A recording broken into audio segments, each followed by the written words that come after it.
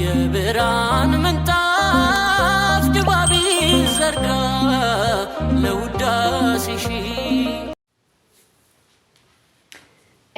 Yooyyaa harka fuunee akkam jirtanii hordoftoota kiyya jaallatamuudhaaf kabajamoo nageenyi araarri waaqayyo isiniif haa ta'u lafaaf iddoo jirtanitti jechaadha.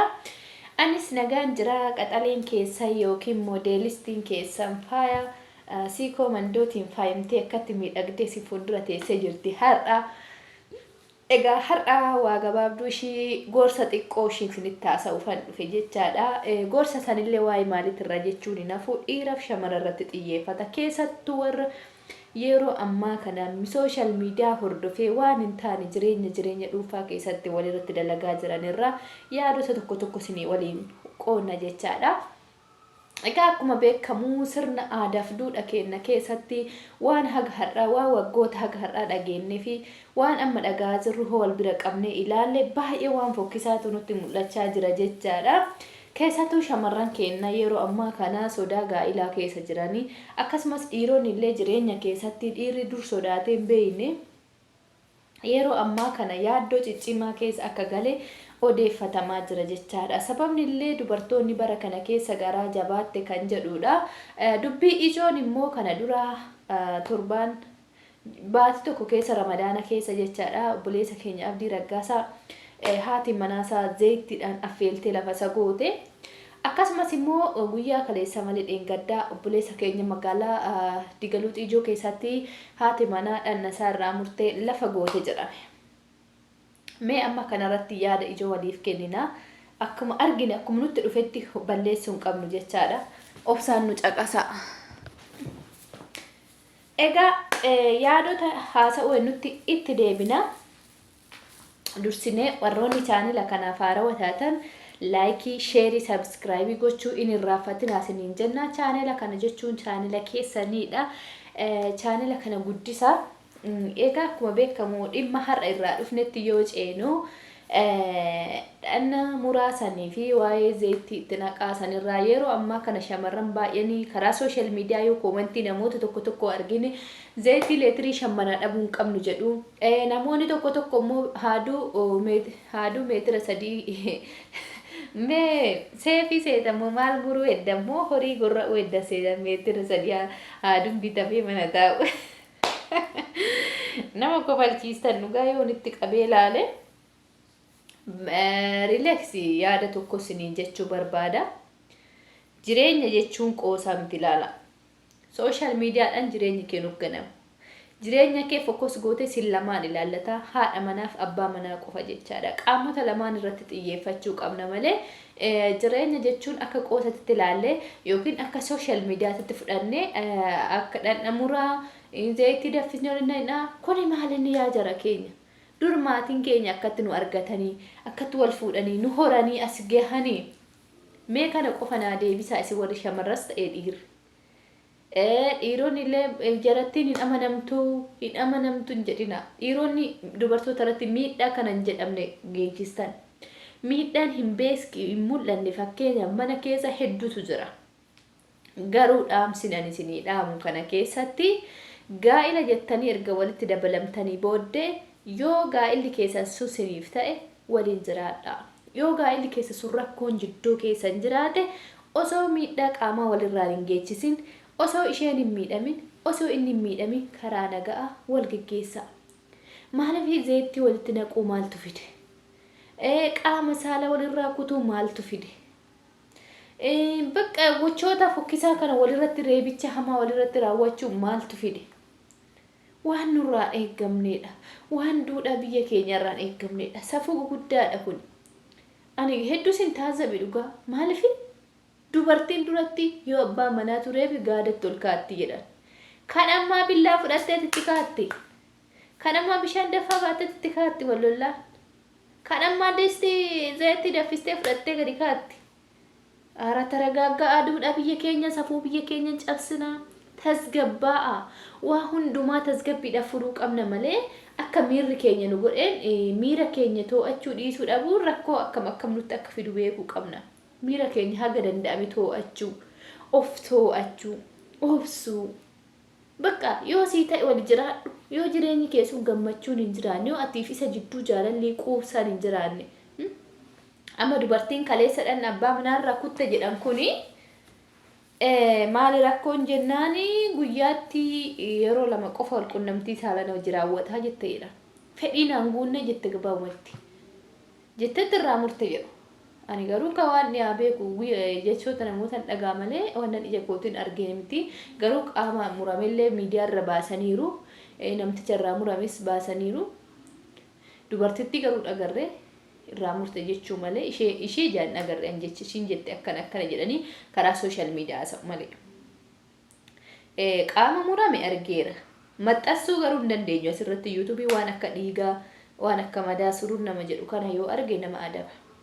Sababa saniif asiniin maxxansini silaa isinii maxxansan ture namoonni immoo nu maxxansiin laaluu qabna dirqama hoo jettan linkii telegiraamii kiyyaa isinii kaa'a karaa telegiraamii koo seentanii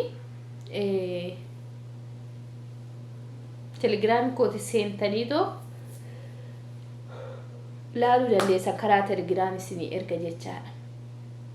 Malee asii YouTubein nama adabaa YouTubein irratti gubuu danda'a waan ta'eef waan akkasii waa safuu cabsu waan duudhaa cabsu keessattuu waan qaama saalaa kana ni adaba. Fakkeenyaaf viidiyoo walqunnamtii saalaa osuma walqunnamtii saalatu raawwatin namoota walirra ciisan tokko yoo akka walqunnamtii saalaatti waluma keessa walitti hirkatanii jiran tokko yoo gadhiisan nama adaba YouTubein jechaadha. Maaliif waa safuu hawaasa cabsu waan duudhaa cabsu hin eeyyamu jechaadha. Kanaafuu hundi keenya iyyuu amma asirratti shamaras ta'ee dhiirri jireenya akka qoosatti ilaalina. Barichi bara dhumaatu dhugaa nama sodaachisa garuu yoo itti qabnee ilaalle yoo gadis qabnee ilaalle yoo olis qabnee ilaalle baay'ee tokko nama sodaachisa. Maaliif duratti wanni akkanaa kun hin jiru. Duratti abboo jaalalatu jira, kabajaatu jira.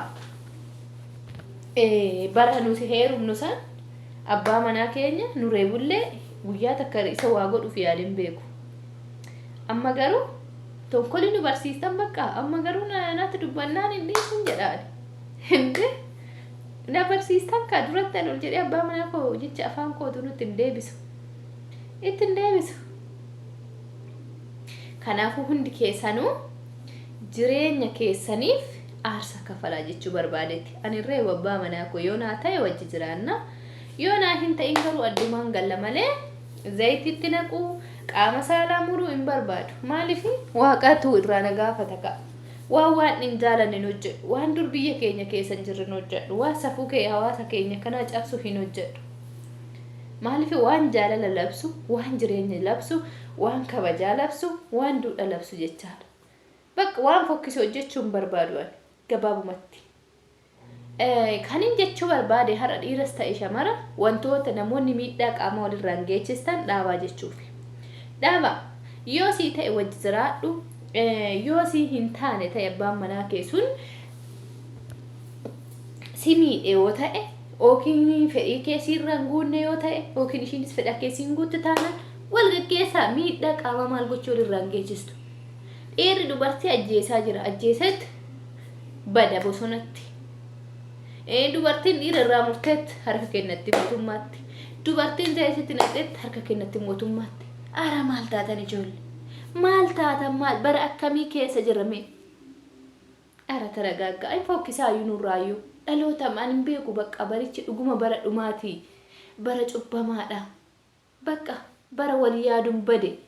Bara wal kabajuun bade. Bara safuun bade. Bara duudhaan bade keessa jira. Nuti shamarri kan shamaraa dhiiraaf garaa laaftu kan dhiira shamaraa garaa laafan jiru. Haadhaaf abbaa keenya iyyuu garaa laafan jiru yeroo ammaa kana. Nama tokko haadhaaf abbaa ajjeesaa jira. Haadha dhiisaa rakkii. Waa waaqa walitti nu buusu. Waan boru biraa addunyaa boru biraa darbuu jecha. Fedha foonii bar dubartiin amma abbaa manaa dhan irraa murtee kun guyyaatti 2 bichaadha jette jedhan. Innaa kana caala maal goota? Bar fedhiin foonii waggaa 45-50 booddeen dhaabataa ka dubartii kanuma. Dhiista booddee yeroodhaaf amma sitti fakkaafame yeroodhaaf sitti fakkaatee miiraan to'atamtee miira kee hordofuu dadhabuu irraa kan ka'e waan akkasii karoorfattee malee inafa. Waan inafne hin jiru addunyaa kanarratti. Kan hafuu hin dandeenye lubbuu teeti. Lubbuun tee waan isa hojii deemtuuf hojiin ati hojjette si hojii deema achitti gaafatamta. Biki lafaatuun ergisaadha. Darabaadha. ergisaa irra jiraanna guyyaa biraa deemnu hin beeknu. Kanaafuu miidhaa akkasii kan walirraan hin geessisinaa jechuun barbaadeti. Yoo waliin taane karaa nagaa wal gaggeessaa. Kanuma waan biraa maal jenna? Barichi dhugaa bara dhumaatti nama surura bakka.